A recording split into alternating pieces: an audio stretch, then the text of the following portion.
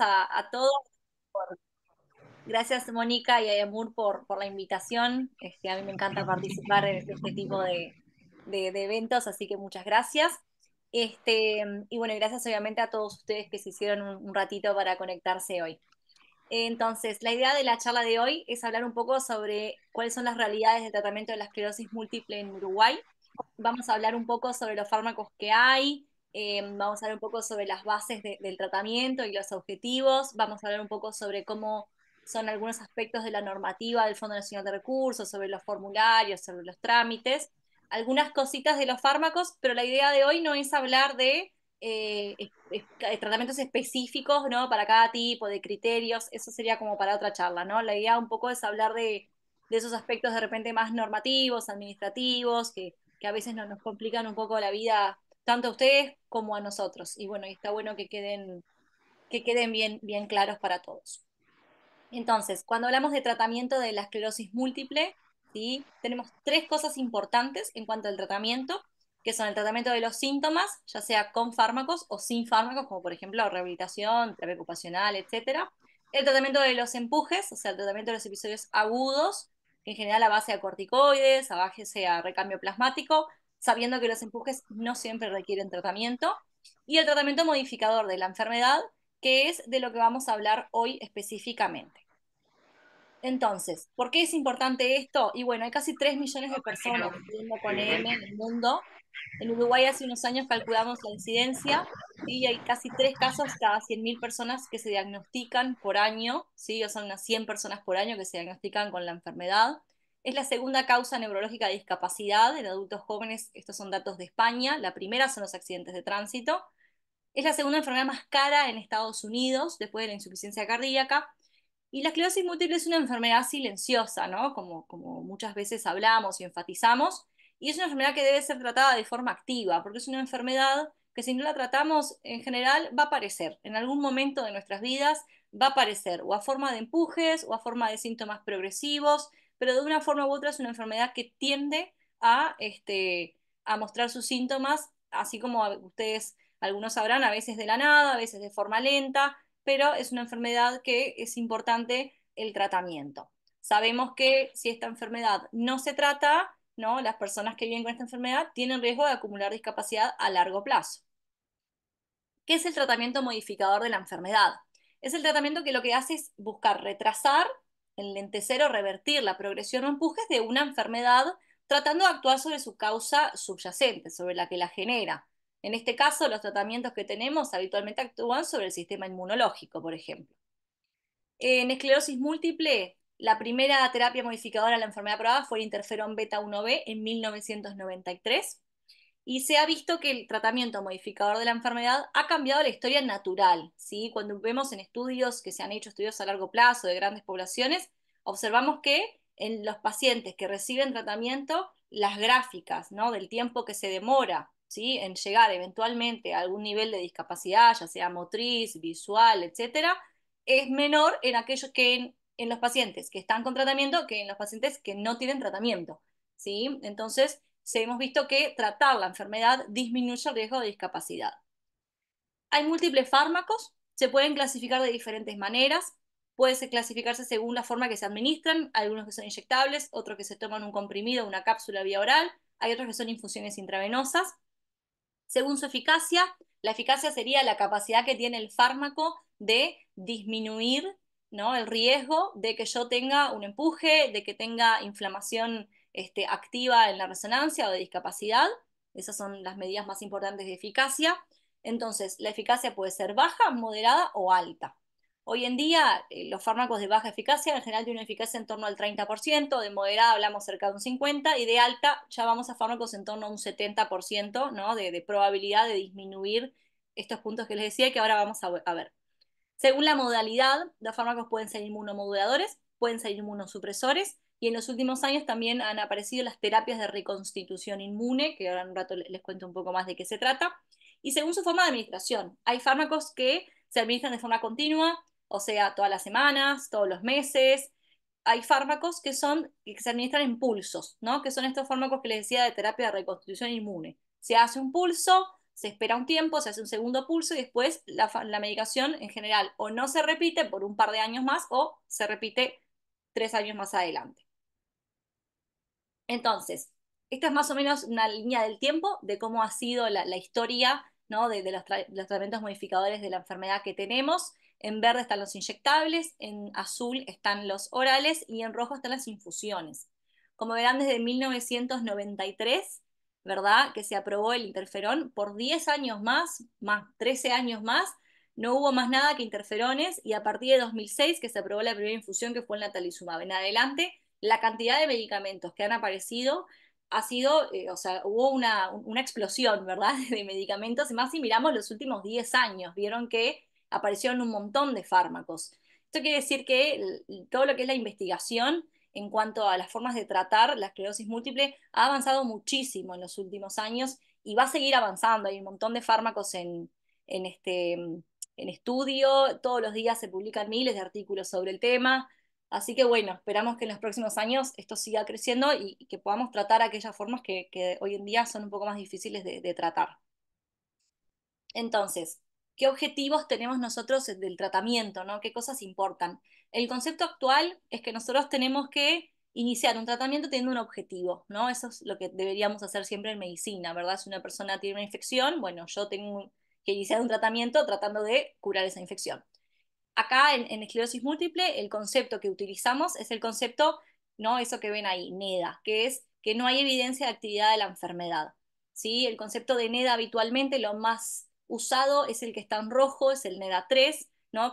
Nos habla de la actividad clínica, o sea, las recaídas, la actividad en resonancia, o sea, lesiones nuevas, lesiones que captan gadolinium, o la de progresión de discapacidad. Existen otros medidores, ¿no? Otros marcadores de la no evidencia de actividad de la enfermedad, pero bueno, todavía no han llegado a clínicamente ser usados, como quien dirían, en consultorio. Todavía son más de investigación. Probablemente en los próximos años los empecemos a usar más. Siempre es importante a la hora de empezar un tratamiento discutir con el neurólogo tratante cuáles son los objetivos, ¿no? ¿Por qué me dan esta medicación? ¿Qué esperan? ¿Por qué les parece que hay que empezar esta medicación? ¿Por qué ahora? ¿Cuáles son los posibles efectos adversos? ¿No? ¿Cuál es el pronóstico? ¿Qué va a generar este fármaco? Muchas veces hablamos bueno, un paciente tuvo una neuritis óptica, quedó con un problema visual y empieza el tratamiento y es importante explicarles que el problema visual que ya tenía probablemente no mejore con la medicación, porque no es el objetivo del tratamiento. Como habíamos hablado hace un rato, el objetivo del tratamiento es disminuir el riesgo de empujes, disminuir el riesgo de lesiones nuevas y disminuir el riesgo de progresión. Pero las cosas que ya nos pasaron podemos hacerle otros tratamientos, ¿no? Podemos ir a tratamientos sintomáticos, rehabilitación, pero no es el objetivo del tratamiento modificador de la enfermedad y eso siempre es importante que quede claro, que se hable, porque todavía no hemos encontrado fármacos que logren, ¿no?, revertir un evento neurológico que ya sucedió. Y lo otro fundamental, que lo vamos a hablar bastante hoy, es lo que es el seguimiento y la monitorización, que es fundamental porque nosotros cuando empezamos un tratamiento tenemos que evaluar si ese tratamiento está cumpliendo con nuestros objetivos y también ayudar a garantizar que el tratamiento sea seguro, ¿no? Cuando hablamos de seguridad de un tratamiento, hablamos de los efectos adversos, ¿sí? Y esto es algo que, como les decía, siempre hay que tenerlo desde un principio claro, ¿no? ¿Qué me puede pasar a mí por tomar esta medicación? Entonces, hoy en día está muy acuñado este término de que es un proceso de decisiones compartidas. ¿Sí? El tratamiento no lo elige el médico solo y no lo elige el paciente solo, ¿no? El tratamiento lo elegimos en conjunto, entre las opciones que nos parece que pueden ser para ese caso, entre lo que tenemos, ¿no? Porque sabemos que no están todos los tratamientos disponibles y sabemos que para acceder a los tratamientos también tenemos que cumplir con algunos requisitos que nos piden las normativas o si vamos a hacer un juicio, etcétera. Y también, obviamente, en función de la realidad de cada persona, ¿no? Yo a una persona que vive en un lugar donde no hay heladera, no le voy a mandar una medicación que se guarda en heladera, ¿no? La realidad del paciente es fundamental. Entonces, como dice un poquito ahí en la imagen, tenemos que tener en cuenta factores del tratamiento en sí, ¿no? De cómo se da, con qué frecuencia, cuál es la eficacia, el costo, cómo se administra, la seguridad, etcétera, y factores relacionados a las personas, ¿no? Si quiere, por ejemplo, buscar un embarazo, si hay otras enfermedades que puedan ser empeoradas por ese tratamiento, los riesgos de tener efectos adversos, las preferencias, ¿sí? Las preferencias del paciente que va a recibir la medicación son importantes. Si alguien tiene fobia a las agujas, por ejemplo, o si no quiere tomar una cápsula todos los días. Bueno, todas esas cosas las tenemos que charlar para tratar de darles el mejor cauce posible.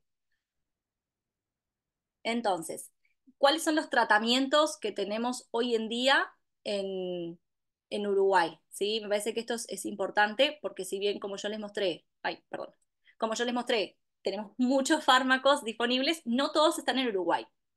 Por suerte, tenemos una cantidad muy importante de medicamentos en Uruguay y yo creo que tenemos casi todo el espectro de lo que realmente necesitamos. Entonces, me parece que si nos posicionamos en Latinoamérica, estamos dentro de los mejores y creo que eso está bueno tenerlo presente, ¿no? Los que están subrayados en la lista son los que están en la normativa del Fondo Nacional de Recursos, o sea, los que se puede acceder a través del Fondo Nacional de Recursos. La última actualización fue en julio de 2024. Por suerte, es una normativa que empezó en 2008 y la verdad que en los últimos años se ha actualizado con mayor frecuencia, lo cual es bueno para nosotros. Entonces, tenemos interferones, tenemos acetato de glatiramer, Fingolimod, Ocrelizumab y Ofatumumab, todos esos están disponibles mediante Fondo Nacional de Recursos. Después tenemos teriflunomida, que es un fármaco que no está registrado en Uruguay, pero está disponible y algunas instituciones públicas lo han dado. Tenemos Siponimod, que está registrado pero no está disponible en el formulario terapéutico de medicamentos.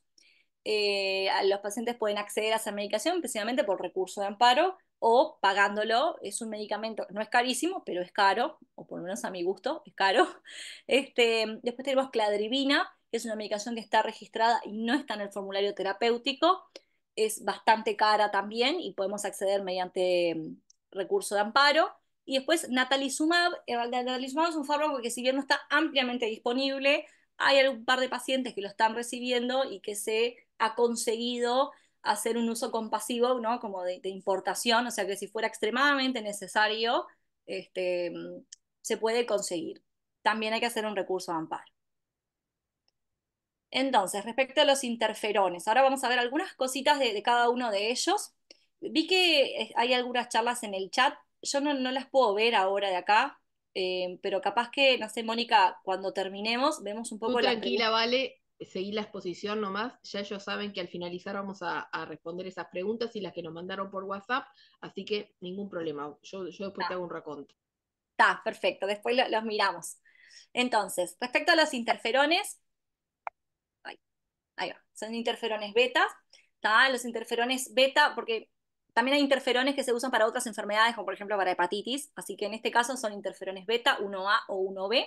Como les había dicho, fueron los primeros tratamientos aprobados. Son inmunomoduladores, no son inmunosupresores. Son tratamientos de baja eficacia, ¿sí? Y son tratamientos que tienen bastantes efectos adversos. ¿Sí? Los efectos adversos, los más importantes en los casos de los interferones, los más frecuentes en realidad, son los efectos adversos a la inyección, como sabrán algunos, estas inyecciones son subcutáneas 3 veces por semana o intramuscular 1 vez por semana.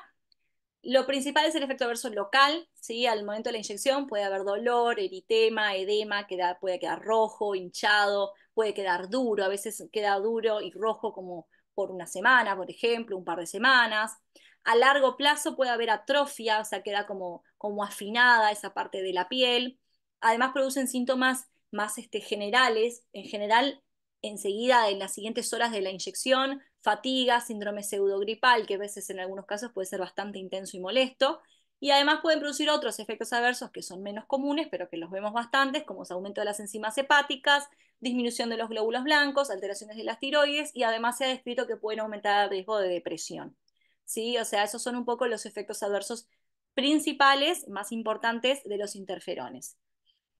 Ahí abajo les puse respecto al blastoferón, ¿sí? Que es interferón beta 1A, que es del laboratorio Cienza, hay un programa de apoyo, ¿sí? Que se pueden comunicar mediante esos números que están ahí. Traté de buscar los programas de apoyo de la mayoría de los fármacos para dejarles ese dato acá. Me parece que está bueno a la hora de uno recibir la medicación, bueno saber si me paso a algo, además de obviamente mi médico de cabecera, que es fundamental, avisarle cualquier cosa que pase, bueno, saber que además los laboratorios también tienen programas de apoyo y de farmacovigilancia, o si tengo un problema con una caja, con una jeringa, cualquier cosa, bueno, saber que podemos también tener ese contacto que puede ayudar. Después está el acetato de glatidamer, ¿sí? El acetato de glatidamer, como ven ahí, el Copaxone es el original. Es un fármaco que también es inyectable subcutáneo, se da 3 veces por semana. También es un inmunomodulador, también es un fármaco de baja eficacia. Y los efectos adversos, los locales, son muy similares a los de los interferones. Puede producir fatiga, aunque en menos frecuencia que el interferón. Hay una alerta de la FDA, que es la Administración de Drogas y Alimentación de Estados Unidos, por riesgos de alergia. Se ha visto que algunos pacientes pueden desarrollar alergias graves en tratamientos recientes o incluso aunque empezaron el tratamiento hace muchos años. Es extremadamente raro, pero puede pasar y hay una alerta al respecto. Y también vemos con el Copaxone lo que llamamos un síndrome postpuncional. Es un síndrome que aparece enseguida en las siguientes horas también de la inyección o puede aparecer incluso en los siguientes minutos. Es transitorio, ¿no? Y es la cara queda roja, puede haber dolor torácico, palpitaciones, sensación de falta de aire, sensación de ansiedad. ¿Sí? Eso también es importante reportarlo. No es una alergia, pero es algo que puede dar esta medicación y puede ser bastante molesto. Para el aceite de glatidamer, la Teva, que es el laboratorio de la marca del fármaco, tiene también un programa de apoyo para pacientes y ahí hay un teléfono, ahí abajo donde dice cómo me adhiero, hay un teléfono gratuito donde se pueden llamar para registrarse y bueno, también a veces ellos ayudan con información sobre la medicación, efectos adversos, etc. Después el fingolimod. El fingolimod es un fármaco que es vía oral, fue la primera medicación vía oral que se aprobó. El original es el Gilenya, como lo ven ahí. Acá en Uruguay durante un tiempo hubo Lebrina, que sigue estando, y ahora están dando Finlid, pero no encontré ninguna foto. Es un fármaco que se toma una cápsula por día. Este sí es un inmunosupresor, ¿tá? O sea, los inmunosupresores de por sí aumentan el riesgo de tener infecciones, ¿no? Porque disminuyen la vigilancia inmunológica. Entonces, si bien los inmunosupresores son de mayor eficacia, porque al tratar una enfermedad autoinmune, disminuyendo la vigilancia inmunológica, ¿no? Tengo mayor probabilidad de que me vaya bien, también tienen ese efecto adverso del aumento de riesgo de infecciones. Es un fármaco de moderada eficacia y es un fármaco que tiene bastantes efectos adversos. Hay personas que lo toleran muy bien y hay personas que no. Los efectos adversos pueden enlentecer el corazón, o sea, dar bradicardia, puede dar hipertensión, o sea, hay que tener cuidado en hipertensos. También disminuye los glóbulos blancos, los linfocitos, ¿no? La linfopenia, puede dar broncoespasmo. Además, requiere controles con oftalmólogo, porque en algunas personas, especialmente en personas con diabetes, puede dar edema de la mácula, que es una de las partes de la retina, aumenta el riesgo de infecciones, como les comentaba, aumenta el riesgo de aumento de las enzimas hepáticas, aumenta el riesgo de carcinoma de piel, no de melanoma, sino del carcinoma vasocelular, que en realidad es un carcinoma de bajo riesgo de metástasis, pero que debe ser controlado anualmente con dermatólogo. Este fármaco, además por sus efectos adversos cardiovasculares, la primera dosis se tiene que dar bajo monitorización cardiovascular y si se suspende por más de 2 semanas, también se tiene que volver a hacer la monitorización. Y es un fármaco que es muy importante saber que si yo lo suspendo de golpe porque me quedé sin medicación, porque me fui de viaje y decidí no tomarlo, hay un riesgo de tener una recaída, ¿sí? Porque es un fármaco que es como un secuestrante de los linfocitos, entonces se teoriza que una vez que uno vuelve a tomar que uno deja de tomar la medicación, se podría ver como una liberación de todos esos linfocitos secuestrados y bueno, podría haber un aumento de la actividad inmunológica. Entonces, si yo tomo esta medicación, tengo siempre que tener cuidado de que no me falte medicación, ¿no? De ya ver cuándo me toca pedir la siguiente, cuando me estoy quedando con menos, buscar la forma de conseguir la medicación, ¿sí? Y nunca suspenderla sin tener un plan con mi neurólogo tratante. Está bueno hablarlo y armar un plan de suspensión, que eso se hace para evitar este riesgo, que si bien, como les decía, no es un riesgo enorme, pero es un riesgo potencial. Entonces, uno nunca puede saber a qué paciente le va a pasar y a qué paciente no. Después el ocrelizumab. El ocrelizumab es un fármaco intravenoso, ¿sí? Es un fármaco también inmunosupresor, se da 2 veces al año. El primer ciclo se divide en 2 dosis. Es un fármaco de alta eficacia, ¿sí? Cuando habíamos hablado de alta eficacia, hablamos de un 70% aproximadamente de la disminución del riesgo de lesiones nuevas, de recaídas, etc. Sus efectos adversos principales, este es un fármaco bastante bien tolerado, yo diría que se tolera muy bien. Las reacciones a la infusión, o sea, estas infusiones intravenosas que llevan unas horas, ¿no? Cuando uno está recibiendo la infusión, bueno, podemos tener dolor de cabeza, puede quedar roja la cara, podemos tener sensación como de prurito, puede subir un poco la presión, o sea que se dan obviamente en hospital de día, se va controlando la velocidad y hay todo protocolos a seguir si hay algún tipo de reacción a esa infusión. Las reacciones a la infusión son mayores al inicio del tratamiento, aproximadamente un 30%, y van disminuyendo a medida que se van recibiendo las siguientes dosis.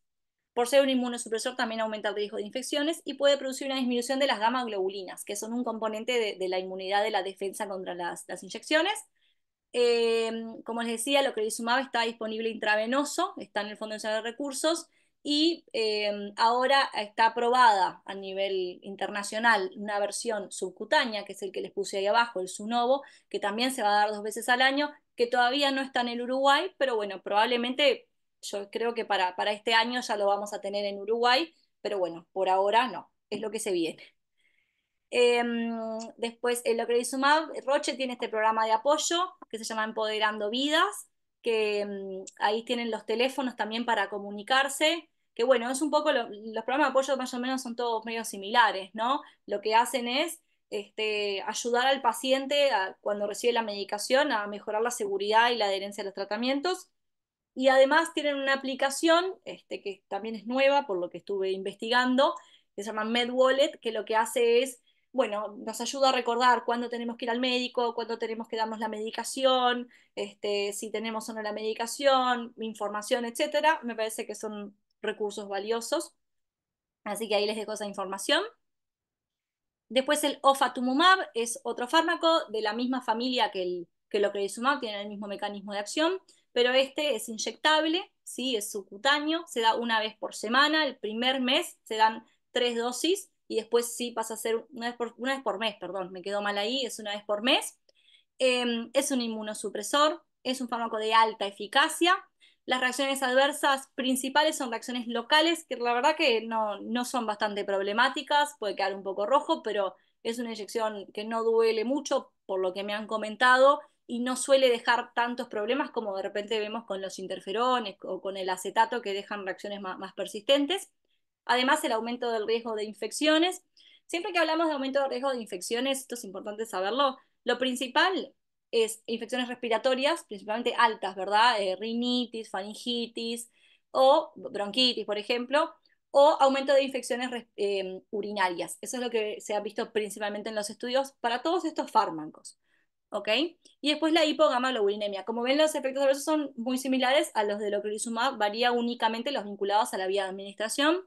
De vuelta para este fármaco, el programa de apoyo de ciencia, la comunicación por mail, por WhatsApp o por el formulario web.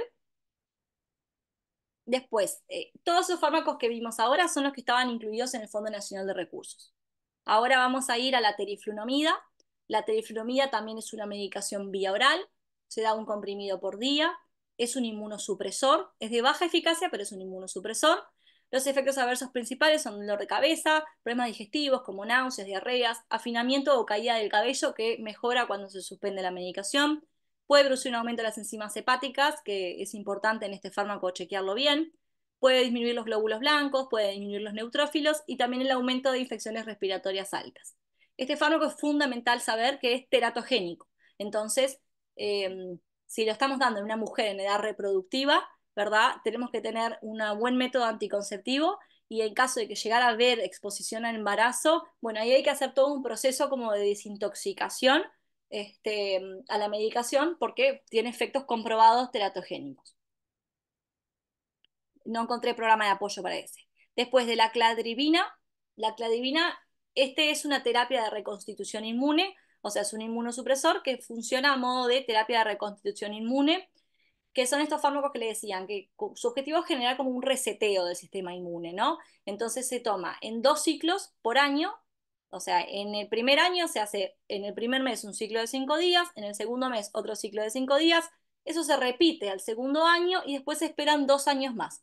Eventualmente se puede repetir la medicación al quinto año, sí o no, según cómo venga el paciente. Aproximadamente la mitad de los pacientes van a requerir repetirlo y la otra mitad no. O sea que no siempre se logra ese reseteo del sistema inmune, ¿no? Pero bueno, ese es otro de los mecanismos de acción de los medicamentos, como les comentaba.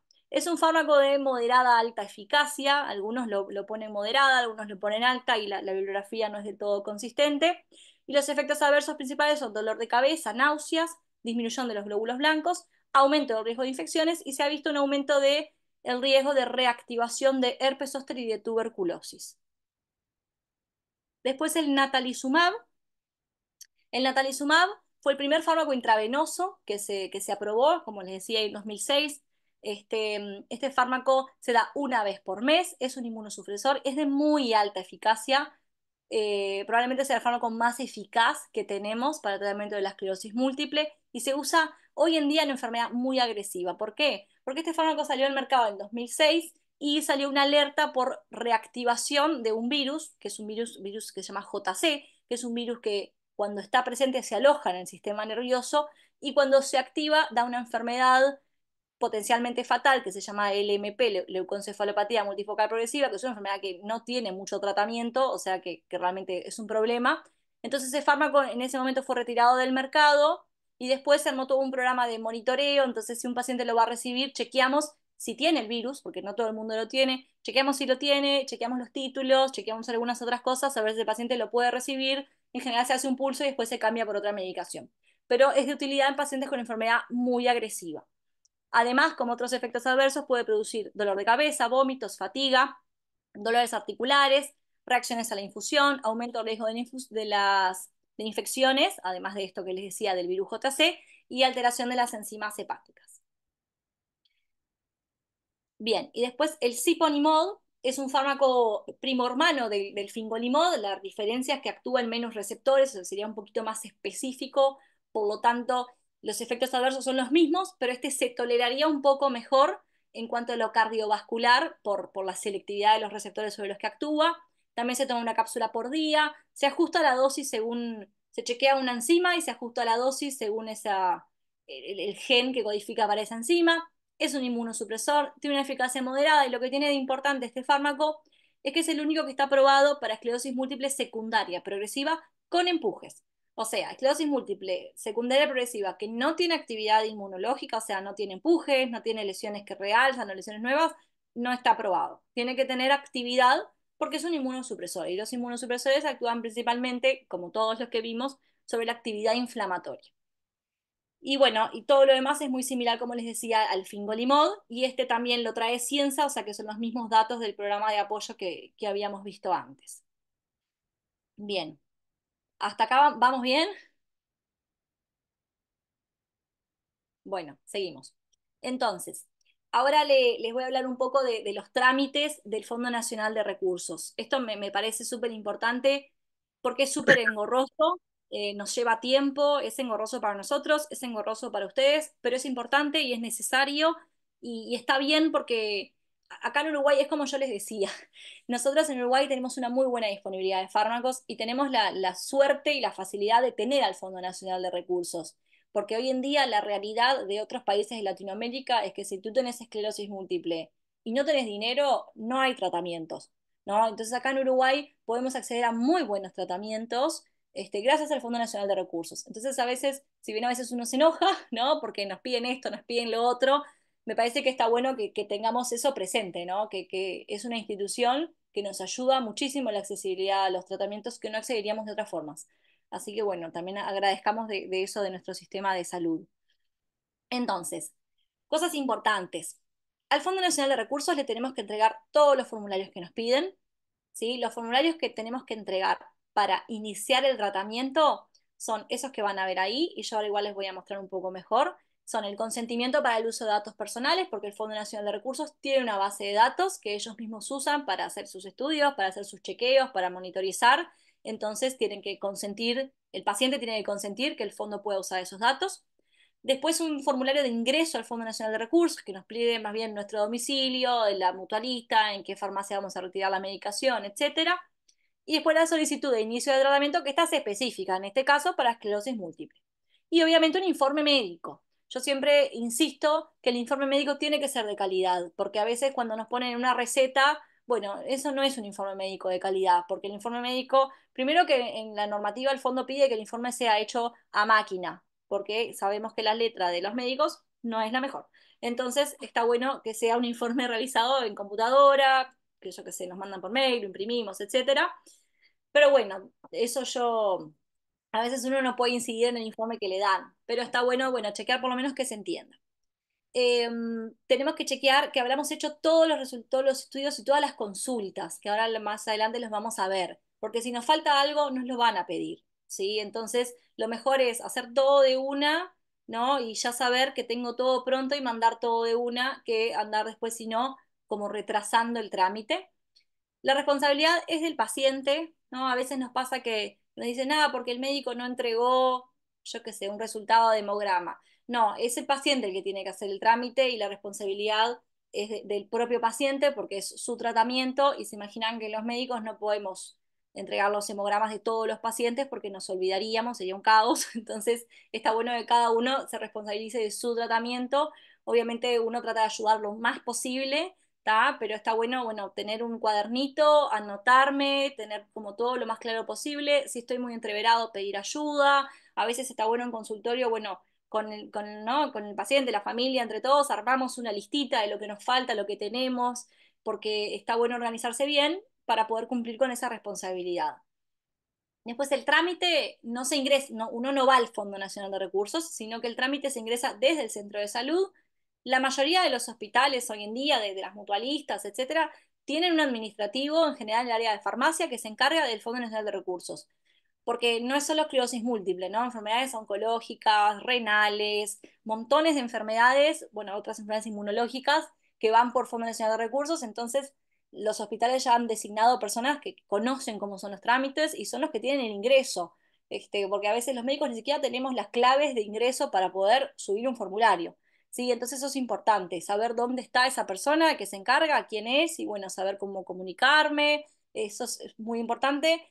En algún lugar, a veces en el interior, yo bueno, he escuchado que es el médico que lo ingresa, pero no es lo habitual, hasta donde yo sé, de última me corrigen, o por lo menos en la mayoría de los lugares donde yo trabajo, no es lo habitual que lo haga el médico, lo hace directamente un administrativo.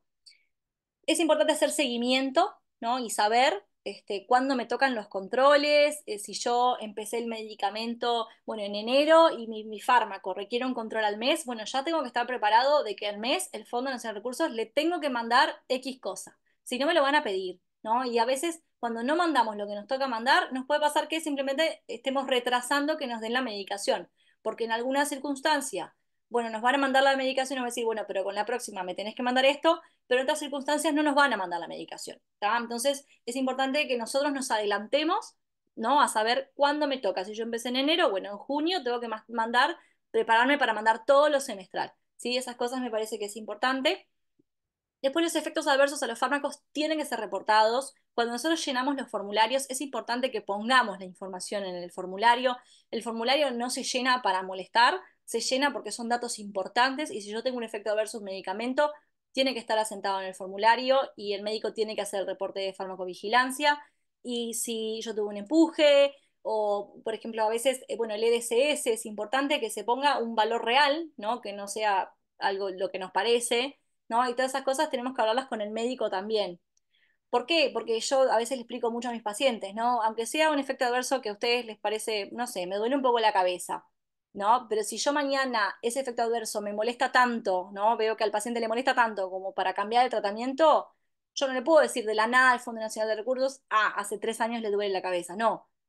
¿Se entiende? O sea, el Fondo Nacional de Recursos me dice, no, mirá, nunca me reportaste un efecto adverso, entonces ahora me pedís cambio por efecto adverso, no. Las cosas tienen que estar bien asentadas para que después si necesitamos solicitar un cambio por un efecto adverso, lo podamos hacer. Y después la información tiene que estar actualizada, un poco lo que les decía antes. Entonces, hoy en día todos los formularios están en la página web, ¿sí? Entramos a la página web del Fondo Nacional de Recursos. Esta es la página principal, ¿sí? Y vamos a formularios de solicitud.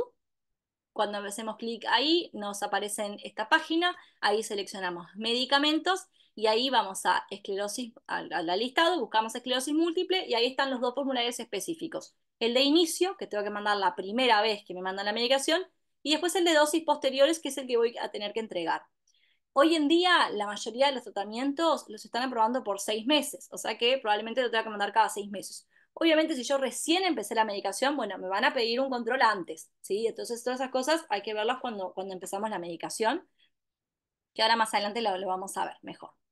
Los otros formularios que les comentaba, el formulario de consentimiento de uso de datos personales y de ingreso a Fondo Nacional de Recursos, también desde la página principal, en formularios básicos, de formularios varios, perdón, vamos ahí a inicio de trámite y consentimiento, ahí están esos dos, se hace clic, se imprimen.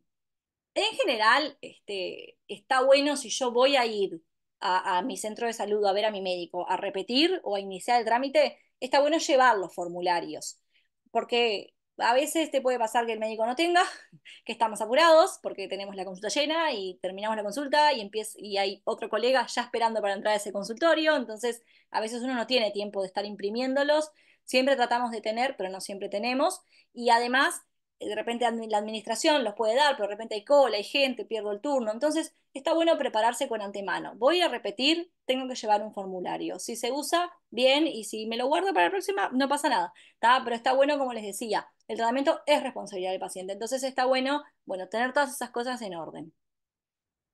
Entonces, hablando un poco de los requisitos, ¿verdad?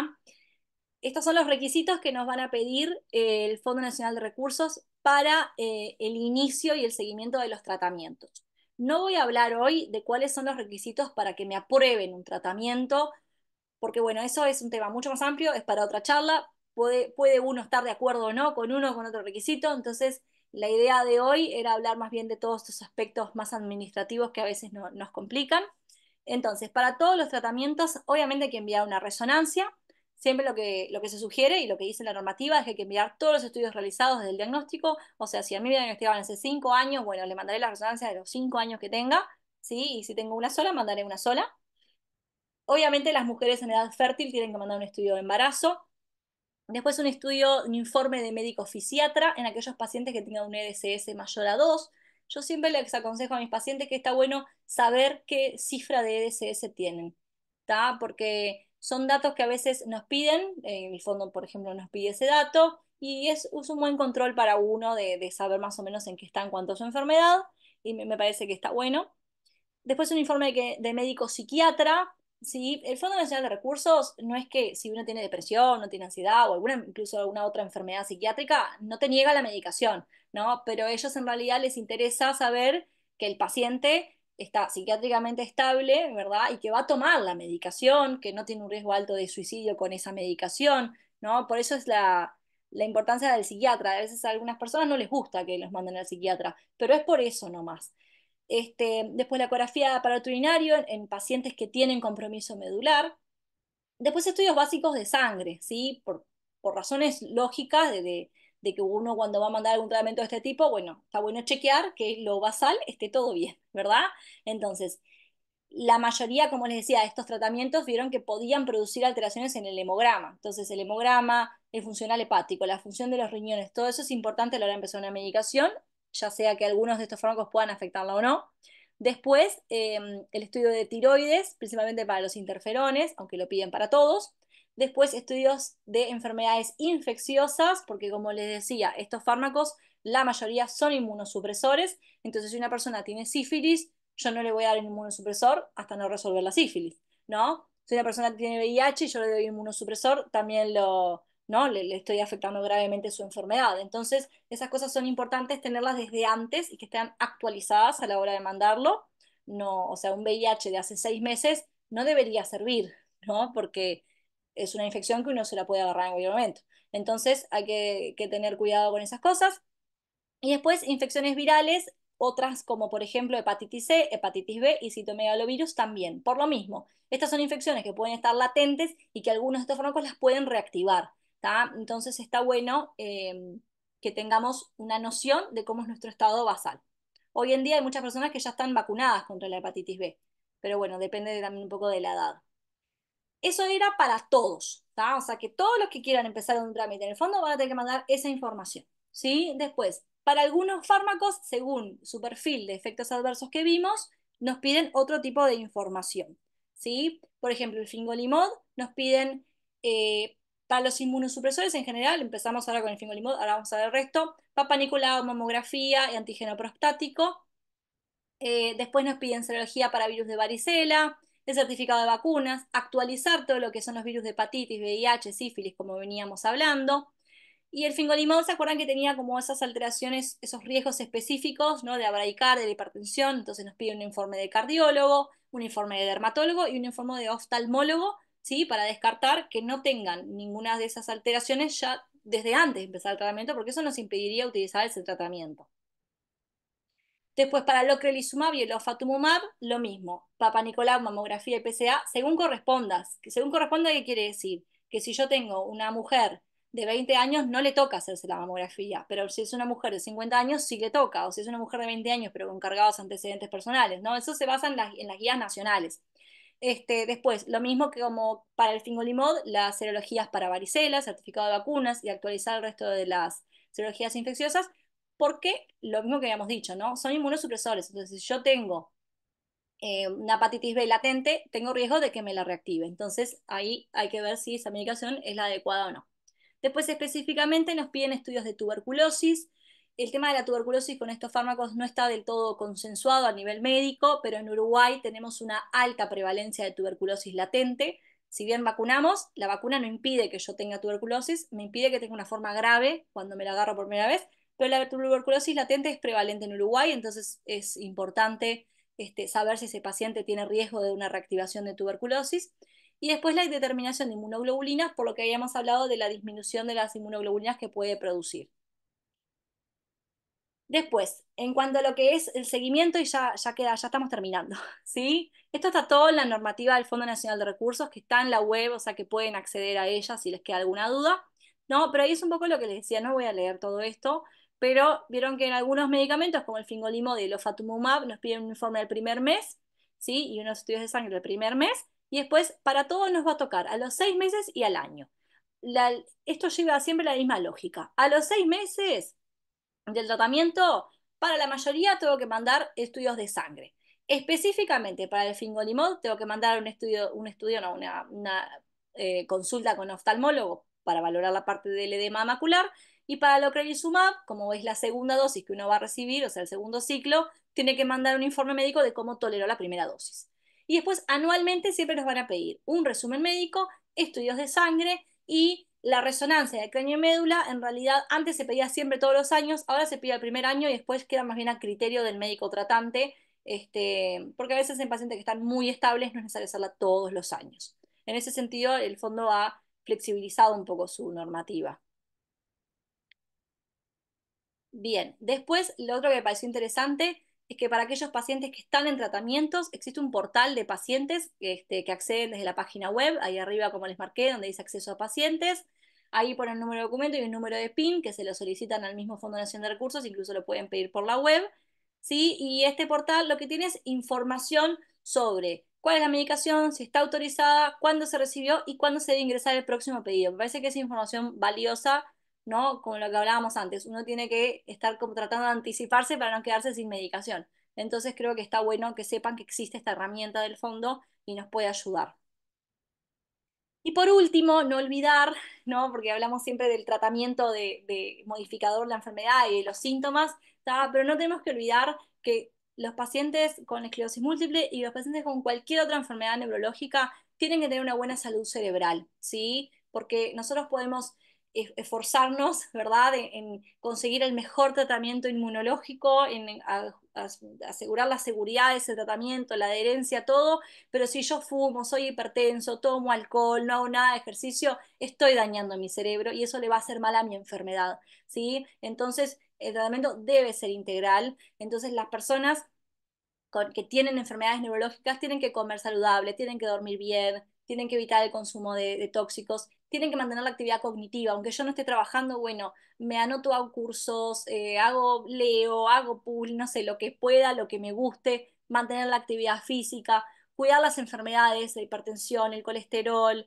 si tengo diabetes, en fin, tener una buena salud cerebral, porque la salud cerebral es importante, ¿no? Y es un aspecto que tiene que ver con toda nuestra vida. Entonces, no solo es el tratamiento farmacológico, ¿verdad? Para que mi enfermedad no progrese y no empeore, sino que también todas esas otras cositas que yo puedo hacer que ayudan a que básicamente mi sistema nervioso sea más saludable.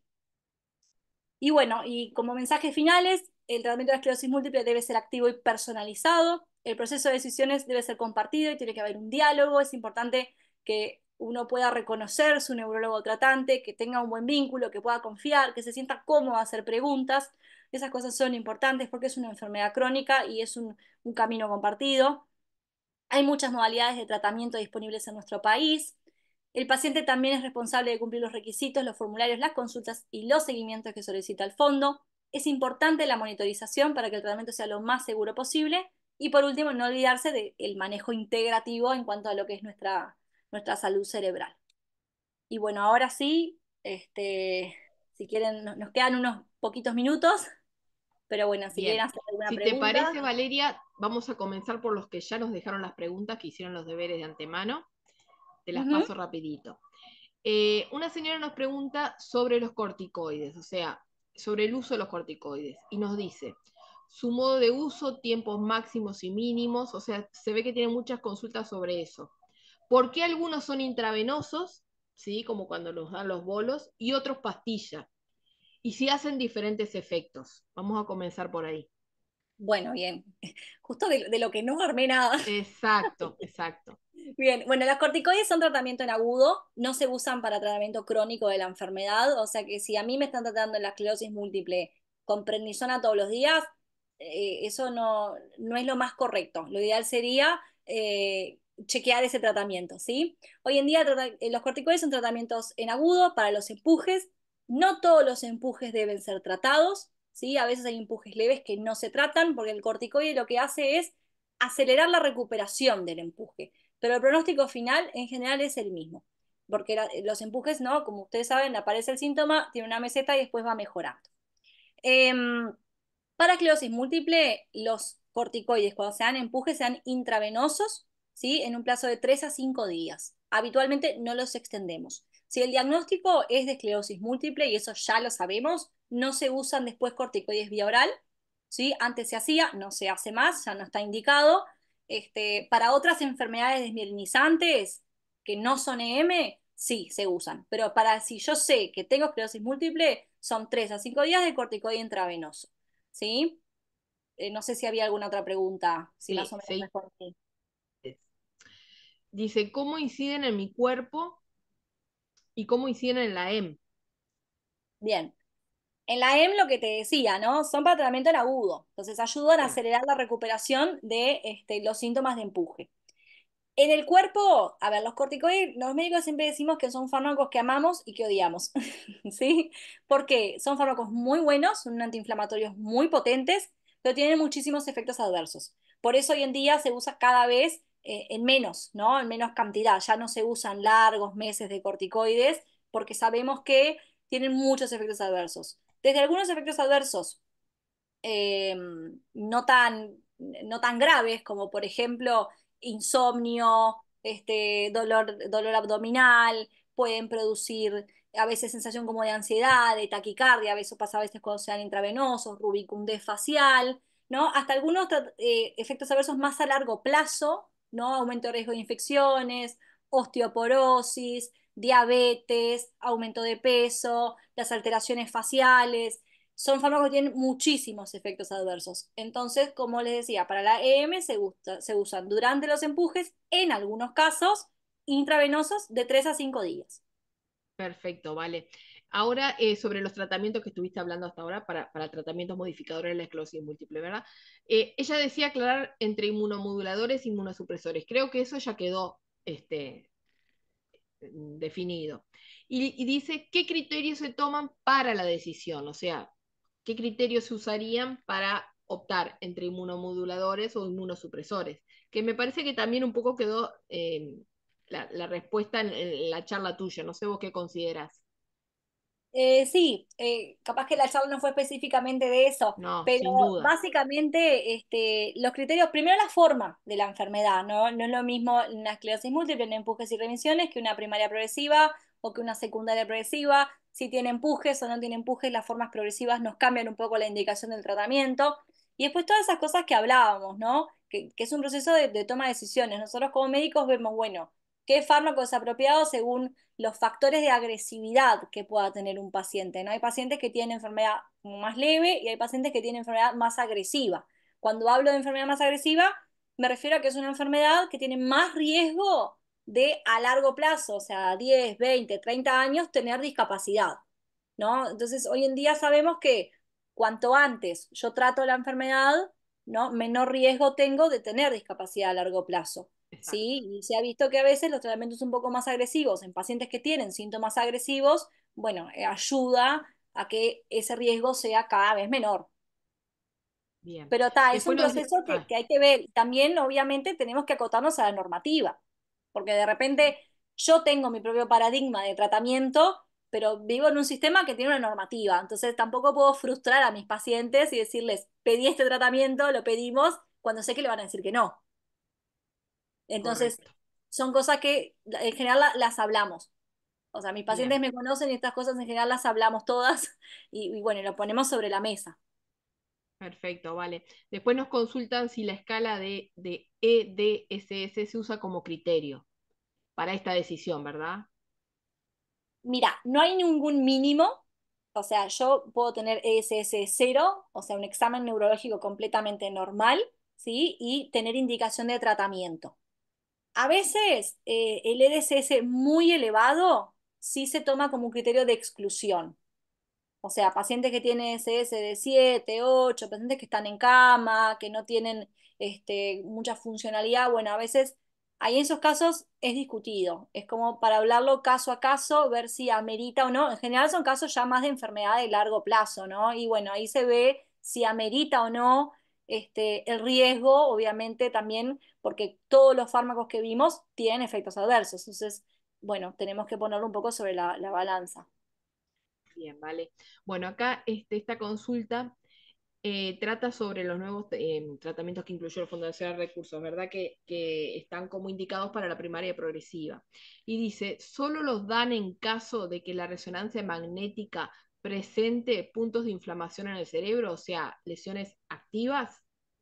Y nos dice por qué. Bien, es una muy buena pregunta. Mira, el único fármaco aprobado para la primera progresiva es el ocrelizumab, ¿sí? Es el único fármaco que en los estudios que se han hecho ha mostrado enlentecer la progresión de la enfermedad de forma significativa.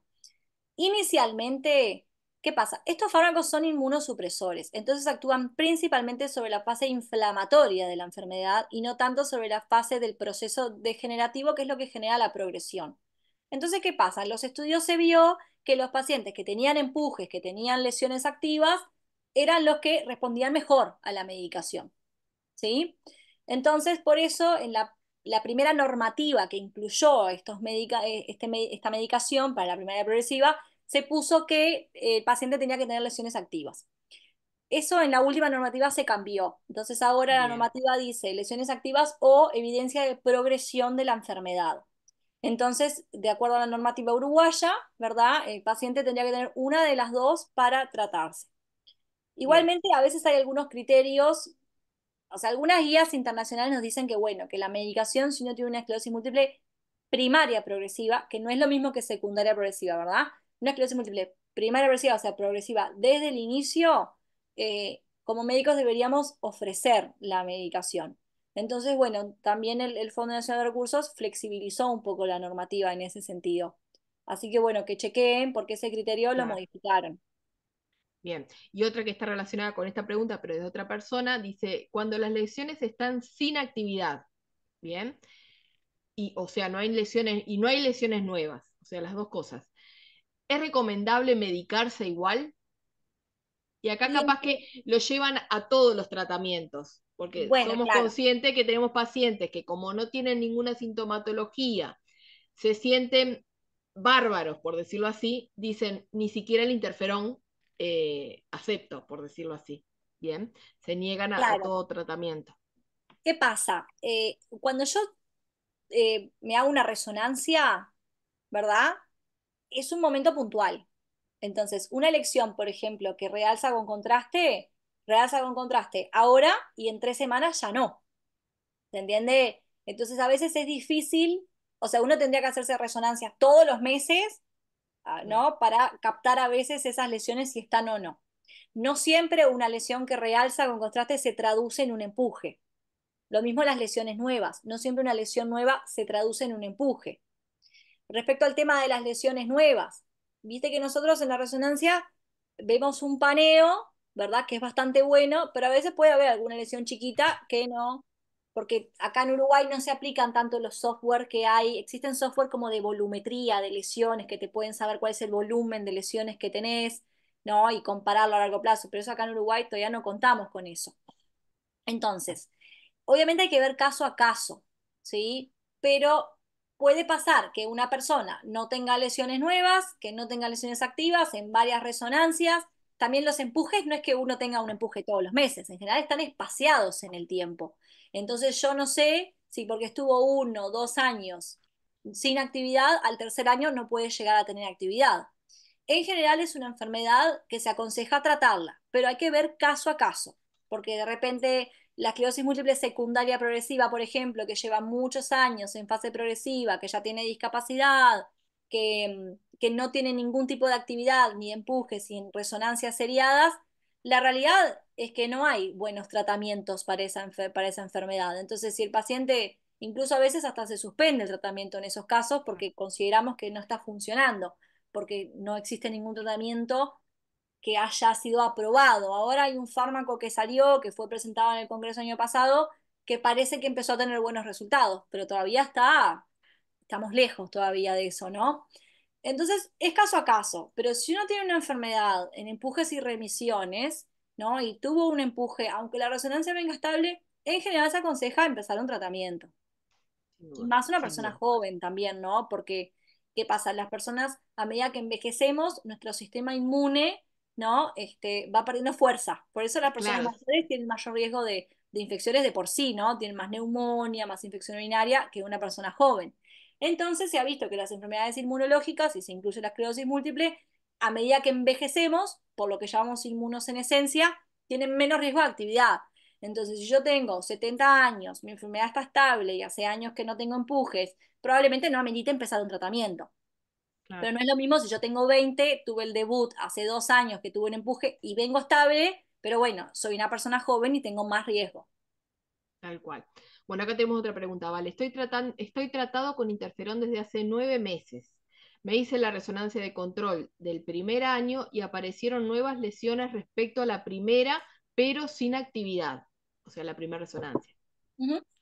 ¿Cómo se evalúa la efectividad del tratamiento si no se sabe si las nuevas lesiones son previas a iniciar el tratamiento? Bien, esto es así. Y a veces los neurólogos tenemos que ser muy cuidadosos con estas cosas. Cuando uno empieza el tratamiento, ¿sí? Todos estos tratamientos tienen un tiempo de demora, o sea, un tiempo en el que empiezan a actuar, que varía según el tratamiento. Los interferones, según la dosis y el tipo de interferón, en general demoran de 6 meses a un año en empezar a actuar. Entonces, lo correcto es, si yo empiezo el interferón en enero, ¿no? Si yo empiezo el interferón en enero, ¿sí? En junio me debería hacer una resonancia, o sea, los 6 meses, ¿no? Que nosotros le llamamos resonancia de base. ¿Qué quiere decir? Que lo que pasó de enero a junio no importa. Si esa resonancia tiene lesiones nuevas, no importa, porque yo no sé si esas lesiones aparecieron al otro día de empezar el interferón o a los 2 meses y el fármaco todavía no estaba actuando. Entonces yo lo que hago es una nueva resonancia al momento que yo sé que mi fármaco empezó a actuar y con esa resonancia comparo.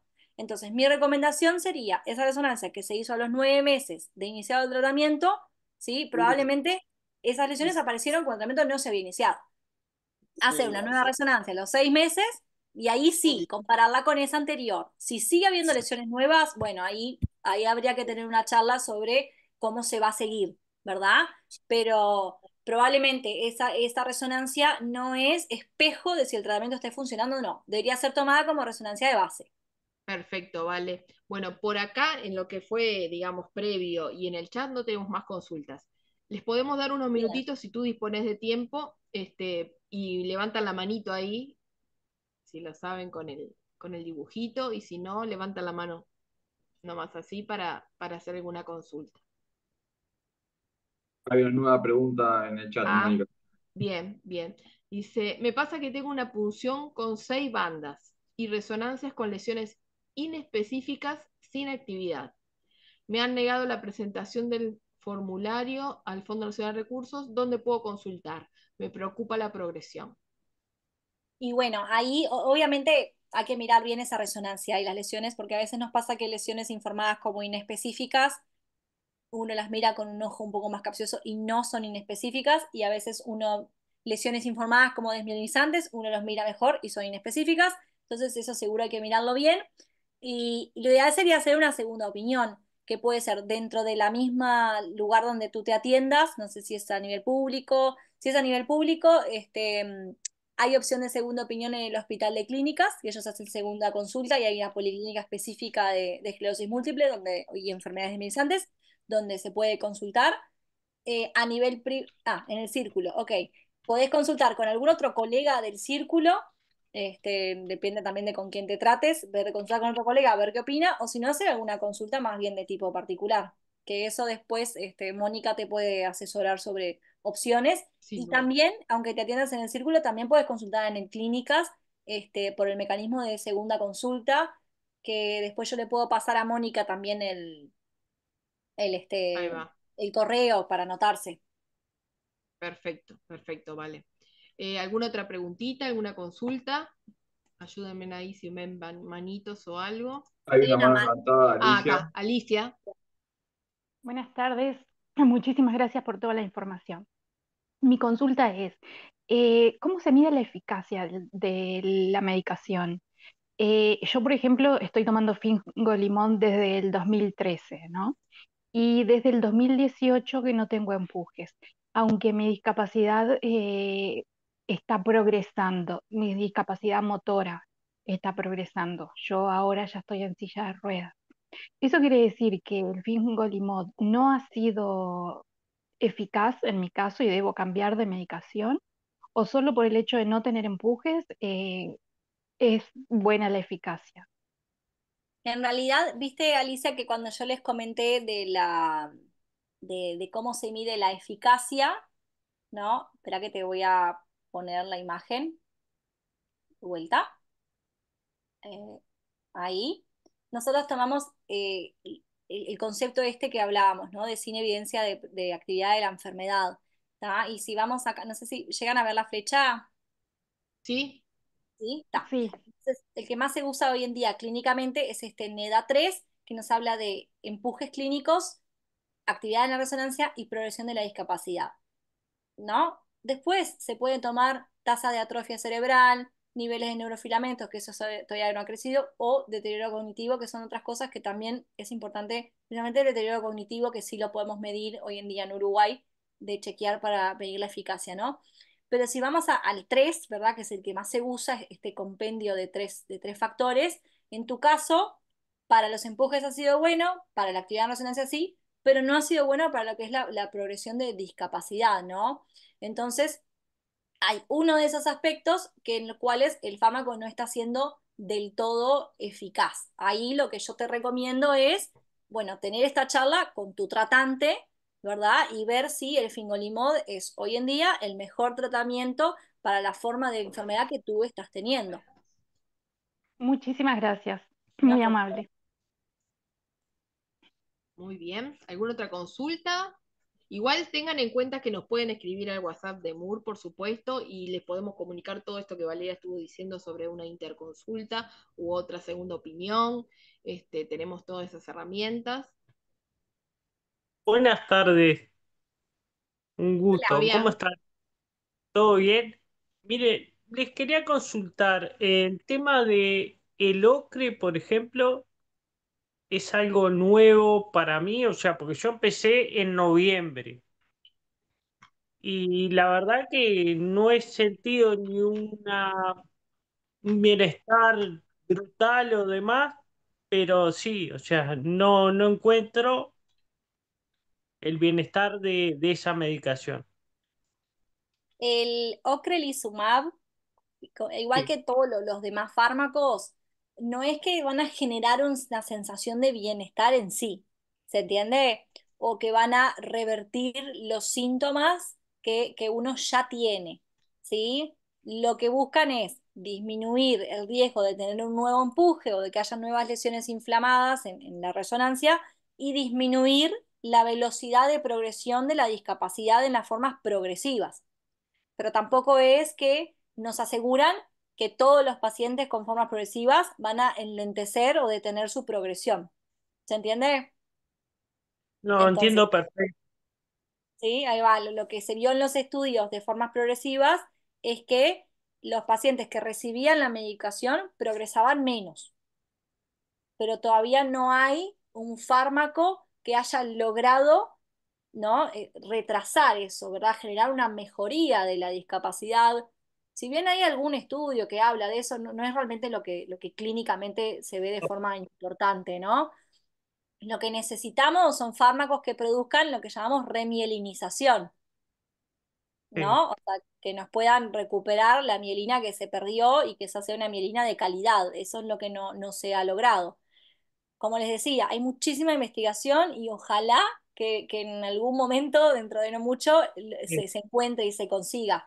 Pero por ahora no, eso no. Entonces, no esperes una gran sensación de bienestar, pero bueno, sí está bueno saber eso, ¿verdad? Que te está disminuyendo el riesgo de tener empujes nuevos y probablemente la progresión sea más lenta en caso de que haya.